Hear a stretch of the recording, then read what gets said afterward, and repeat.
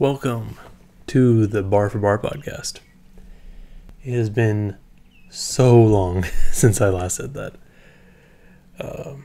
Longtime listeners and viewers may know that this whole thing started out as a podcast. And it's been a while since we last recorded one. But it's back. So this is different because before we had podcasts that would go for hours long and where we would normally hit about 2 to 3 topics a week.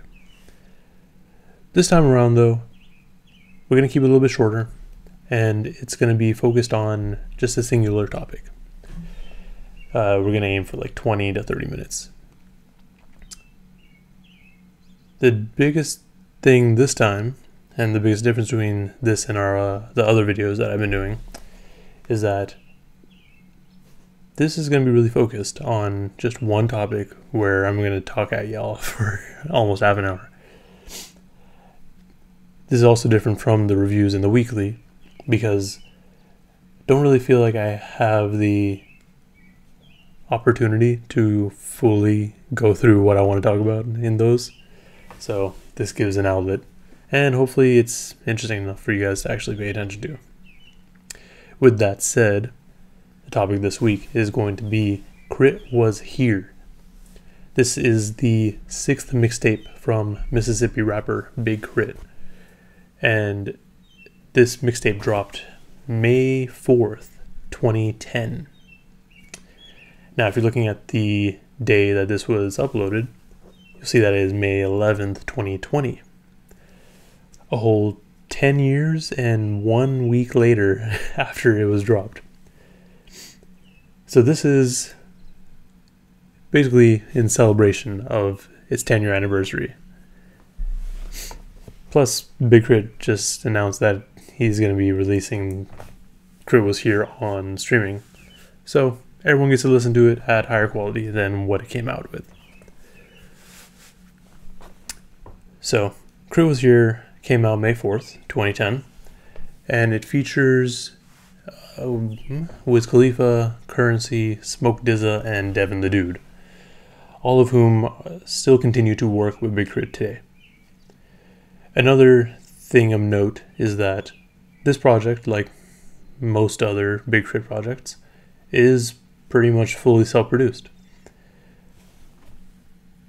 And it's probably also one of the most well-known projects by Big K.R.I.T as well, considering that his latest album is titled KRIT WUZ HERE. Now, like I mentioned, this came out in 2010. In 2010, I was still in high school, and I think at that time I was really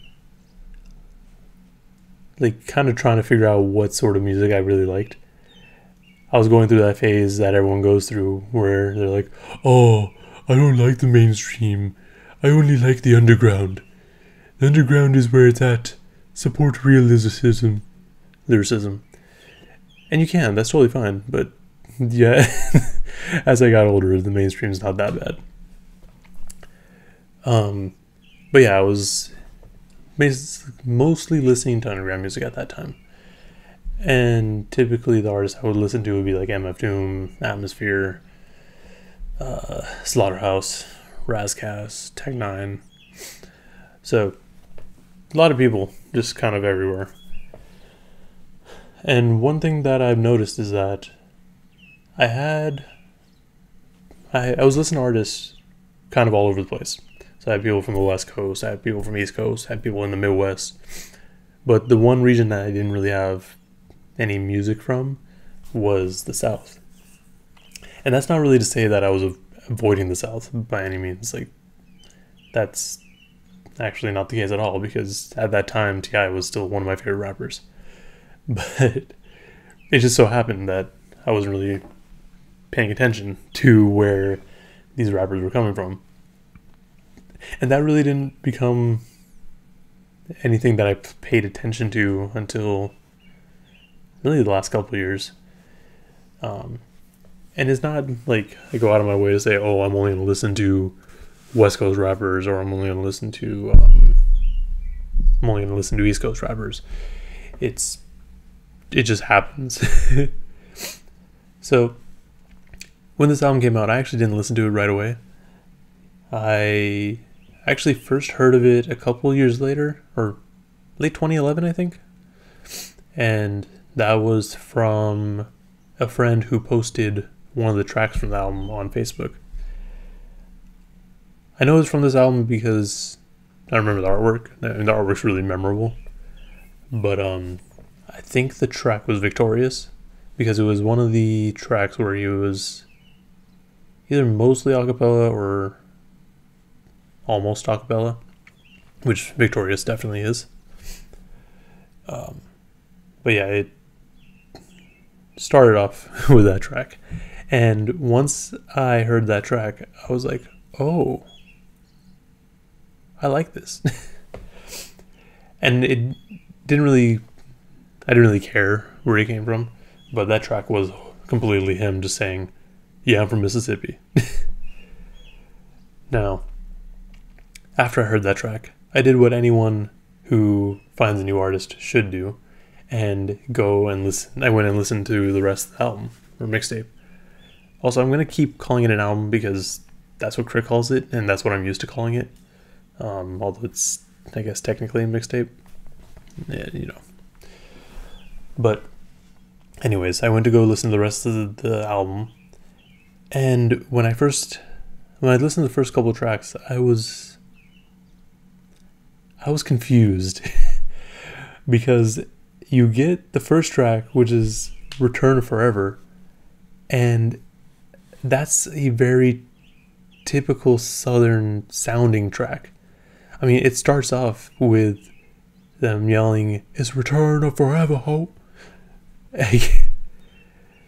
It was so confusing to me because I expected more songs like Victorious.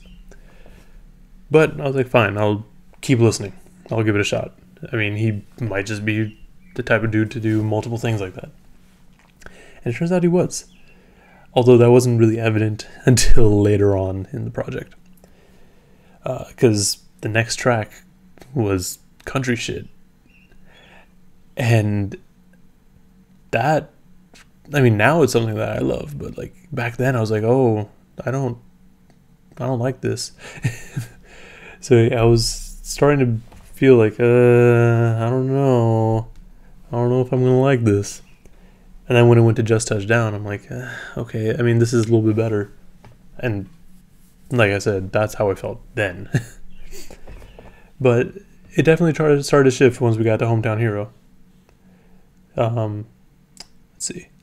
Once we got to Hometown Hero, it started to click. Because one, he started to slow it down. And that's when he started to bring in kind of like what he's more well known for now. Because KRIT is a rapper who is known for mixing Southern sound and lyricism, but also heavily sampling, just a lot of soul samples, really.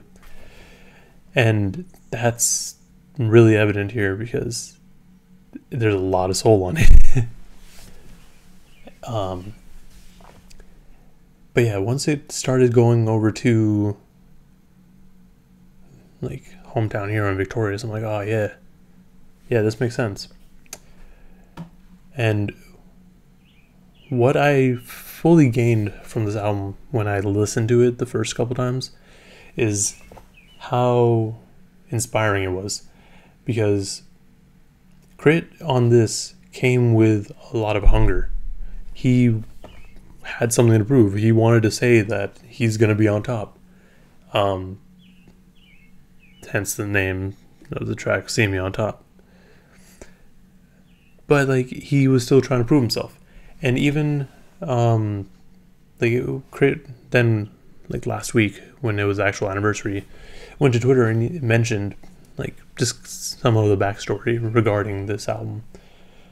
He says, I recorded this album in my grandmama's kitchen, and to know that it's a fan favorite to this day hits different. I put everything I had into making this album.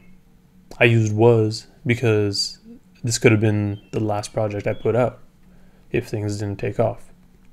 But here we are 10 years later and 10 albums in. I guess you could say a day makes all the difference.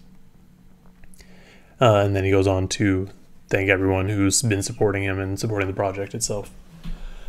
But it's interesting because like he himself was unsure that his career and or if this project was going to go anywhere. So hearing the hunger and how he's rapping on this really makes a lot of sense now, because there's multiple times where he sounds unsure of himself, and just he's very open too. K.R.I.T's definitely one of those rappers that's not afraid to, well, not afraid, and also just very comfortable wearing his fears and insecurities on his sleeve, just out there for everyone to hear. And he doesn't even have to really worry that people are going to think differently of him because of that. He doesn't really care. Like, who cares what people think? Like, this is how he feels. He's going to say what he says. This album is just a lot of that. Like, for example, on the track Something, the track itself samples Al Green's Something, which is a really good sample.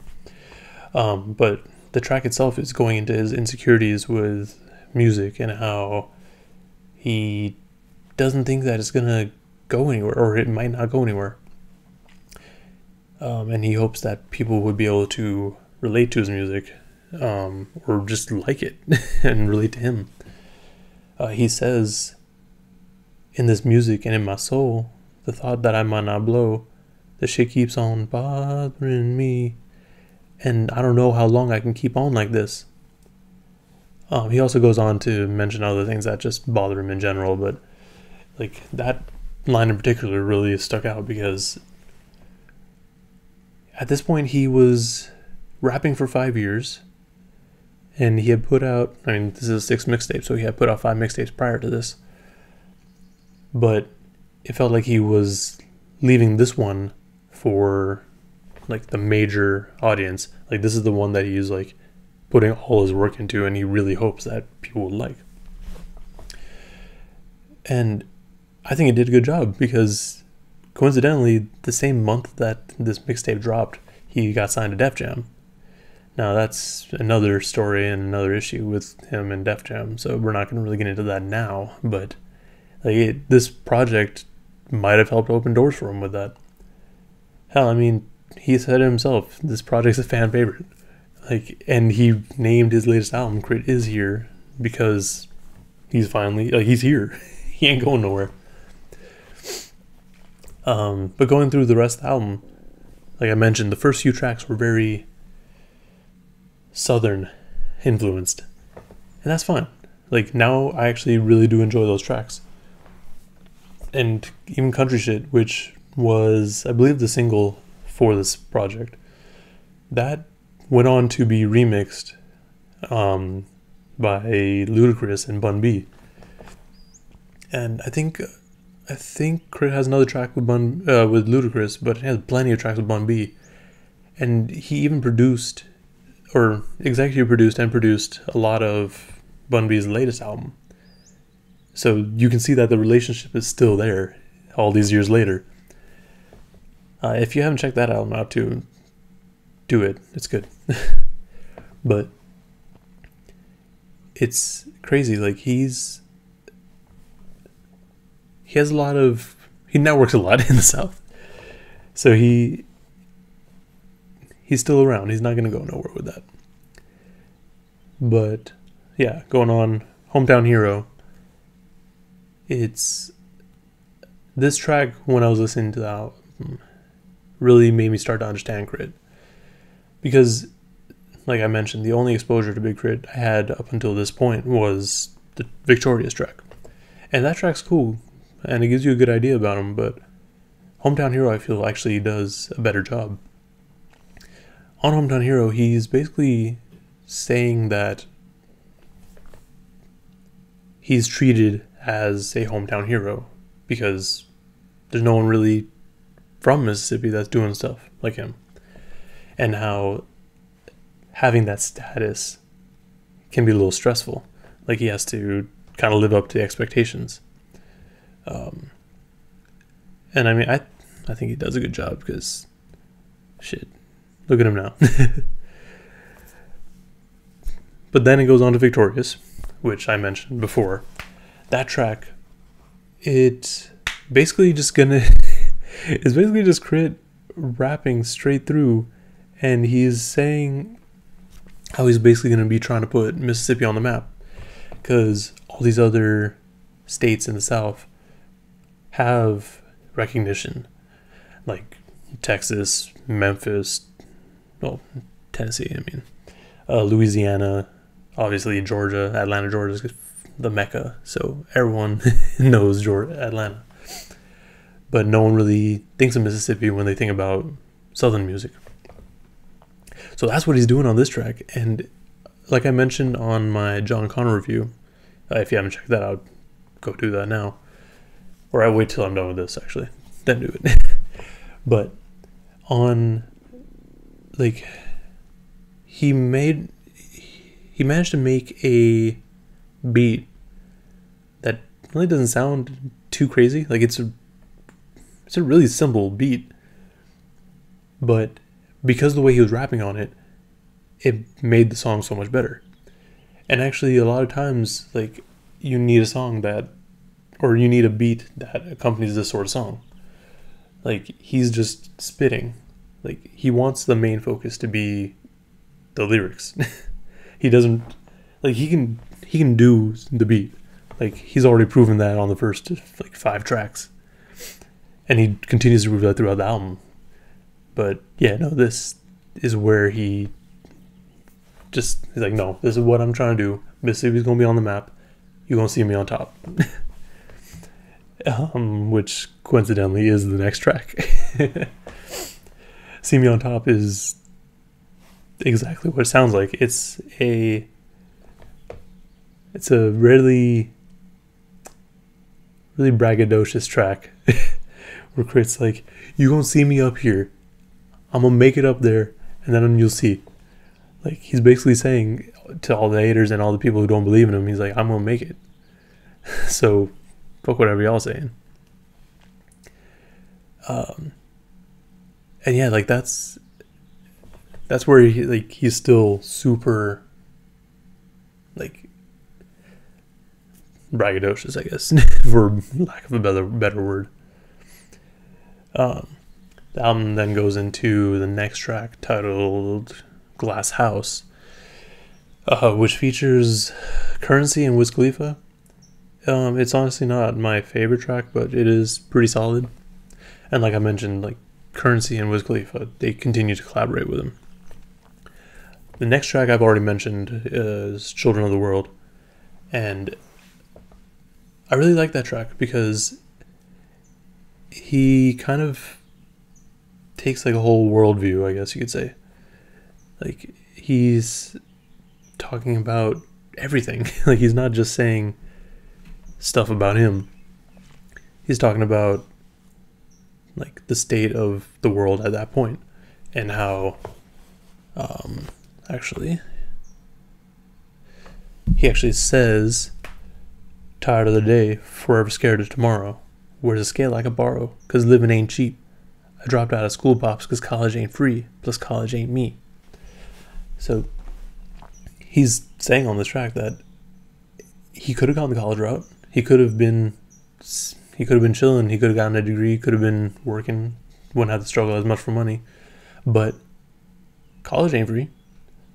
And I mean, when all your money is really coming from, like, making music at this point, like, that's kind of what you gotta rely on.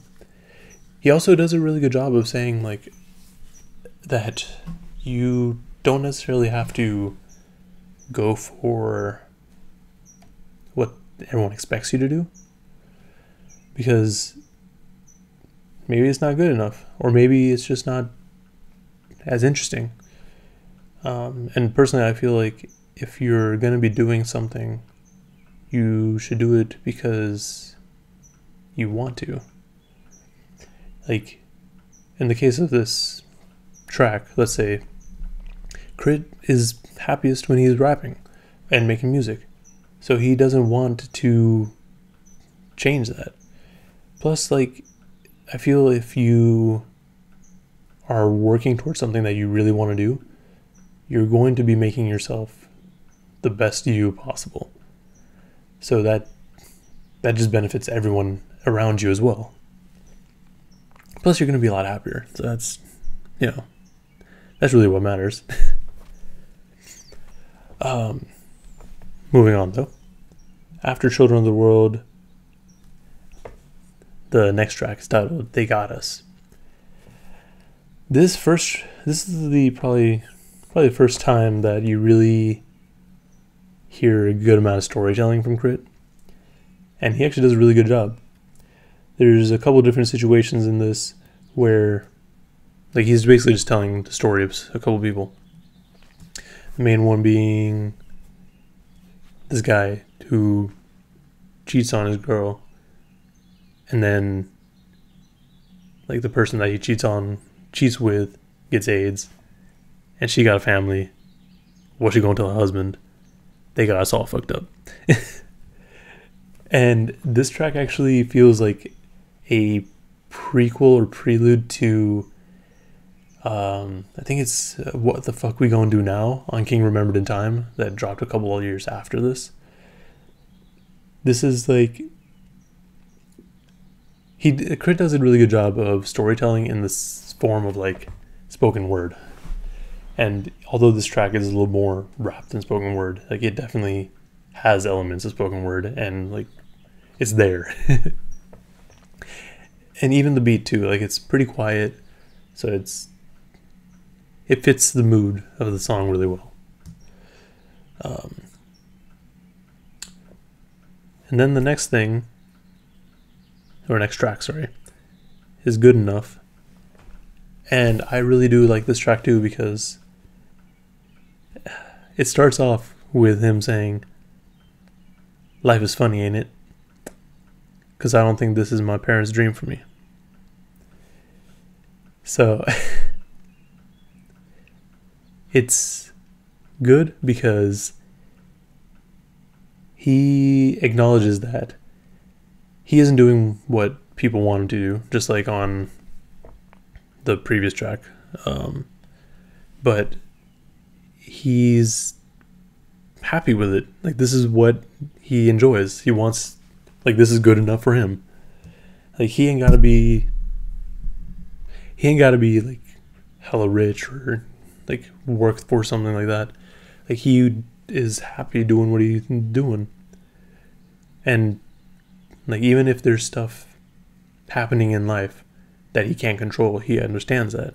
Hell, the chorus says, "I can't keep worrying about the things in my life I can't change. Dear Lord, give me the strength to fight the evil in this game. Ooh, I close my eyes and get down on my knees. Pray to the heavens, protect my family. If I leave, that's good enough for me." Like, he's not only saying that he's fine with his current state, but he wants everyone to be good. This was a good track. I did enjoy this too. I'm gonna keep saying I enjoy these tracks because this is one of my favorite albums. Then he goes on to No Wheaties, which features Smoke DZA and Currency again. And that track's really cool because it's a very football heavy track. And it's really laid back. It's cool to just kind of throw on. Like, honestly, I'm not that into football, so I can't say I understand what's happening in it. But, I like it. I feel like it'd be really cool to just throw on, like, at a kickback or at a barbecue. Whenever we were allowed to barbecue again, that is. Then he goes on to Something, which I've already mentioned. Yeah, it samples Al Green something, and yeah, it's just dealing with insecurities and other issues in his life. Then Moon and Stars, which features Devin the Dude. I really like the song too because it's fun. It's just fun. One of the standout lines for me was, "Stop at the club, forever sure there's some hoes in there, shaking their ass, looking for players with some dough to share, but that ain't me though. Before I trick on, bust it baby, I'm out of Dito. If you're looking for saving shorty, I'm not your hero." He does a much better job than I do at delivering lines. I'm just doing what I'm doing. I'm just reading. It's just a fun track.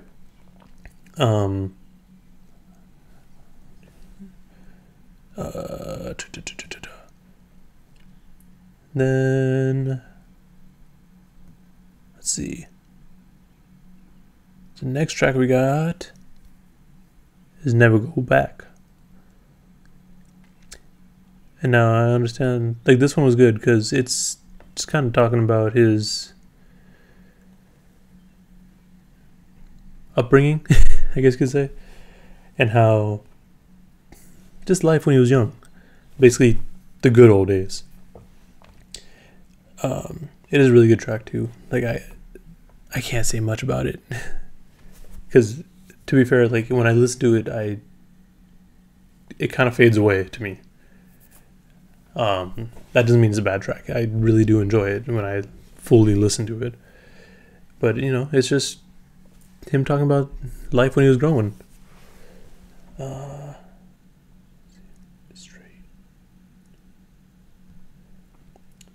Next track. So the next couple tracks, Gumption. Boy, you got gumption, straight up. But before I wrap up, I really want to get to one of the biggest themes in this album, which is his grandmother. So he has a whole track dedicated to him titled "I Gotta Stay." And that track itself is really emotional because he's basically talking to his grandma, who's passed away at this point, and how she wants to be there, and he wants her to be there, and he wants to spend time with her, but she's got to go home. Like, she's got to go home, and Chris gonna stay back. As much as he wants to be with her, like, there's nothing to be done at this point with that. And another thing that really got me on this track is the final part of it. Like, there's a hymnal that his grandma would recite whenever she was troubled, which he includes on this track. It goes, "Now I know what you meant when you used to say, if I had wings, wings, wings, I'd fly away, I'd fly away. Lord, if I had wings, wings, wings, I'd fly away, I'd fly away." And that part was really emotional to me because this is an emotional song already, and then he chose to include something that his grandma would recite when she would get emotional herself. And throughout the project, he continues to mention, bring her up, and how, it's really obvious that he really cared for his grandma because his grandma was the one who brought him up. And, shout out to the grandmas. Well, that's about as much time as I got right now.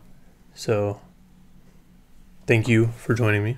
Thank you for listening. Thank you for watching. Please like, comment, subscribe. And, tell me what you thought about the album.